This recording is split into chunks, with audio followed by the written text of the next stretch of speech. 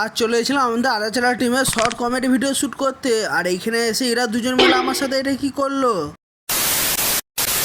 অনেকদিন পর নিয়ে চলে এলাম তোমাদের লেগে আমাদের আলাচালা টিমের শর্ট কমেডি ভিডিও শ্যুট। আর এই দিকে এরা দুজন একবারে রেডি হয়ে আছে ভিডিও শ্যুট করবার লেগে। তাই বেশি দেরি না করে ভিডিওর লেগে যা যা লাগবে সব নিয়ে নিলাম। আর তোমরা দেখে বুঝতে পেরে গেছো যে আমাদের কোন শর্ট ভিডিওটা শ্যুট হবে।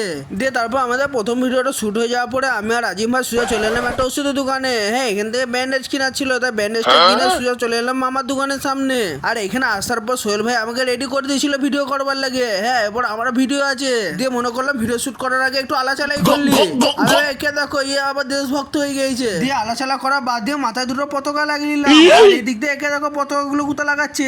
দিয়ে তারপরে ব্যান্ডেজ পরে যতগুলো ভিডিও ছিল সব ভিডিওগুলো শুট করে কমপ্লিট করে দিলাম। আর গাইস, তোমরা কি করছো? তোমার ভাইকে একটু সাপোর্ট করো। আর আজকে যতগুলো শর্ট ভিডিও করলাম সেই ভিডিওগুলো আমাদের আলাচালা টিমে তোমরা দেখতেই পেয়ে যাবে। তাই তাড়াতাড়ি আমরা আলাচালা টিমটাকে তোমরা সাবস্ক্রাইব করলাম। আর আমার মিনি ব্লগটা যখন শেষ পর্যন্ত দেখিয়ে নিয়েছো তখন চ্যানেলটাকে সাবস্ক্রাইব করে ভিডিওটাতে একটা লাইক করে দাও।